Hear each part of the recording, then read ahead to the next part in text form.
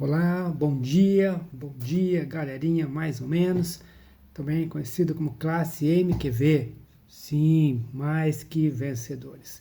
Muito bem, hoje é domingo, é o dia do Senhor, nós estamos começando então a nossa aula da Escola Dominical e o prof está de volta, né? Depois de estudarmos então aí o livro de Isaías com a prof Karina, hoje então estamos aqui para dar sequência ao nosso estudo panorâmico da Bíblia. Nós estamos estudando toda a Bíblia e o faremos. Começamos lá em Gênesis e agora vamos até o Apocalipse. E nós estamos agora então estudando a categoria dos livros dos profetas maiores. Muito bem. E nós vimos já então o profeta Isaías e hoje então nós veremos o profeta Jeremias. Muito bem. Então hoje nós estamos começando mais um livro. Então, o livro do profeta Jeremias.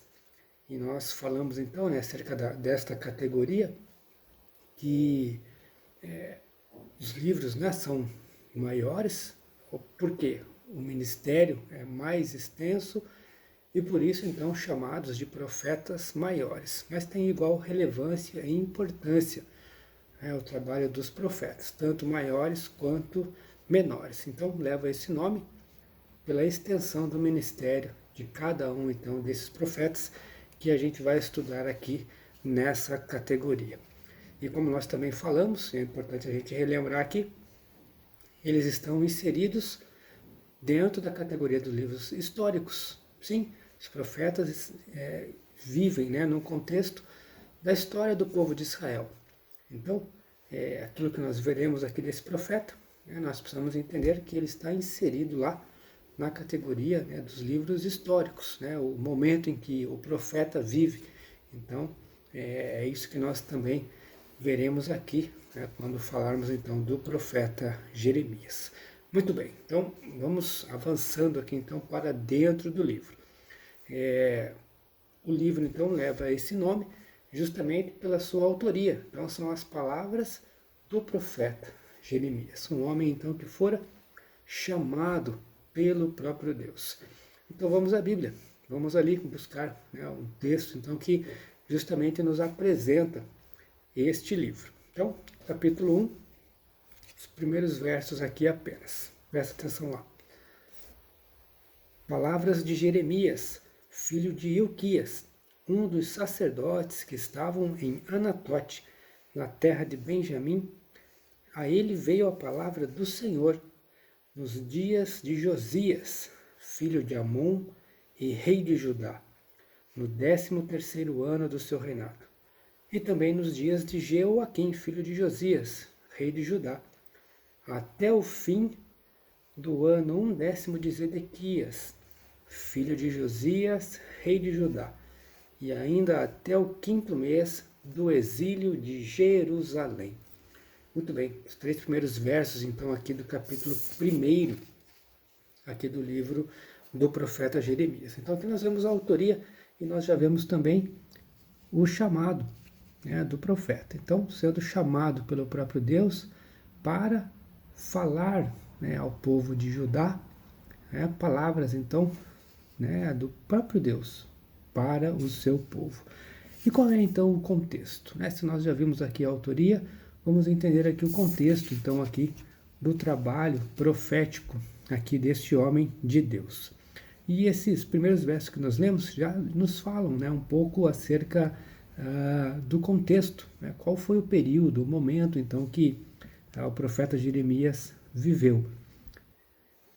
Reino de Judá, isso mesmo, reino de Judá. Então nós estamos vendo que, obviamente, o reino aqui já havia se dividido. Então, o reinado de Josias então começa no ano 626 antes de Cristo. Então foi aqui o início da fala profética, o início do ministério de Jeremias. Então, 626 a.C. Isso significa que, um pouco tempo antes, o reino de Israel já havia caído na mão dos assírios, no ano 722 a.C. E aqui, então, nós já estamos em 626. E o ministério deste profeta, então, como falamos, ele é extenso. Então, ele falou ao povo de Israel, ao povo de Judá, né, melhor dizendo, ao longo de 40 anos. Então, o seu ministério levou 40 anos. Então, se seguiu até o ano 586. O profeta ainda viveu mais alguns dias, mas não há informações precisas, né, acerca da vida dele, apenas até esse momento, que é justamente o ano 586, o momento em que Jerusalém cai. O reino de Judá cai também nas mãos dos seus inimigos, cai na mão da Babilônia. E o próprio texto aqui nos fala, então, quais foram os reis de Judá naquele período. Então, começamos ali com Josias, no início do ministério. Então, Josias, um dos bons reis de Judá. Foi com ele, inclusive, que houve a reforma religiosa, ou seja, de novo trazendo o povo de Deus para perto do seu Deus, com uma vida de retidão. Agora, depois dele, porque Josias faleceu na Batalha de Megido contra os egípcios, né, contra o Império do Egito, nas mãos do faraó Neco. Então, Josias, que era um bom rei, veio a falecer, e depois aqui nós vemos uma sucessão de maus reis de Judá, né, a descendência de Josias, né, então ali vemos Jeoacás, Jeoaquim, Joaquim e o último que foi Zedequias, uma sequência de maus reis. E foram justamente estes reis aqui que antecederam a queda de Judá. Então, depois de 3 incursões, ou seja, 3 ataques da Babilônia, enfim, Jerusalém cai nas mãos dos seus inimigos. Então, uma primeira incursão em 605, depois 597, e em 586, então, quando o templo de Jerusalém é destruído, é saqueado, né, a cidade toda, os muros, então a cidade é destruída e o povo é levado agora cativo, preso, lá para a Babilônia. Então, o ministério aqui do profeta acontece nesse período. Então, dias de crise, dias difíceis, dias onde o povo desobedecia ao seu Deus. E por isso, então, cai nas mãos dos seus inimigos. E é importante a gente destacar aqui acerca do ministério do profeta, não apenas de Jeremias, mas o ministério, a fala profética, é que eles vivem os seus dias. E Jeremias estava aqui nesse contexto, então ele sofre das angústias, ele vive aqueles dias, ele percebe o quanto o povo estava longe do seu Deus. E isso então trazia muita angústia. E ele, obviamente, por se dirigir, né, ao povo falando dos seus erros, não era bem quisto também pelo próprio povo. E aí o profeta, de certa forma, ficava isolado, né, por trazer palavras duras da parte de Deus. Mas ele então vive os seus dias ali, aquele momento. E o profeta ele fala da parte de Deus. Faz com que o povo traga à memória o seu passado, para que ele lembre, né, povo, lembre de a quem ele pertence, povo de Deus, o povo da aliança, e também fala dos grandes feitos de Deus. Então, o profeta fala do passado, ele fala daquele tempo presente, de tudo aquilo que estava acontecendo, e fala também de um futuro, de coisas que ainda estariam por vir, tanto um futuro próximo, quanto até mesmo um futuro bem distante, que talvez nem ele mesmo pudesse compreender. Então a fala profética, passado, presente e futuro. Muito bem, diante desse contexto então de crise, esse contexto então ali dos últimos reis de Judá, quais são os temas então, os principais temas que são abordados aqui pelo profeta no seu livro, ao longo de seus 52 capítulos. Então, vejam só a extensão do ministério, 52 capítulos então aqui. Principais temas então que são abordados. Primeiro, denunciar o pecado. A fala do profeta é para denunciar o pecado. Sim, como nós vimos, os últimos reis de Judá foram maus reis. Então, houve idolatria, injustiça social, infidelidade para com seu Deus, muitas coisas erradas. E isso então, pecado, um pecado que ofende ao Deus da aliança, a um Deus que é santo. Então a fala profética, o profeta Jeremias aqui, ele vai denunciar o pecado do povo. Vai também anunciar a queda. Por quê?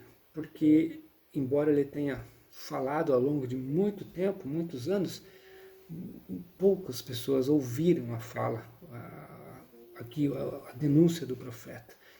Então, o castigo vem. E Jerusalém então cairá nas mãos dos seus inimigos, como disciplina de Deus, como castigo,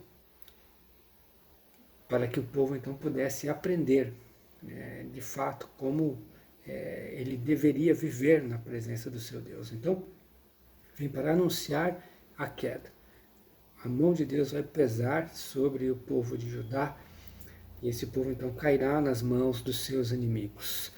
Agora, o profeta também fala acerca do perdão.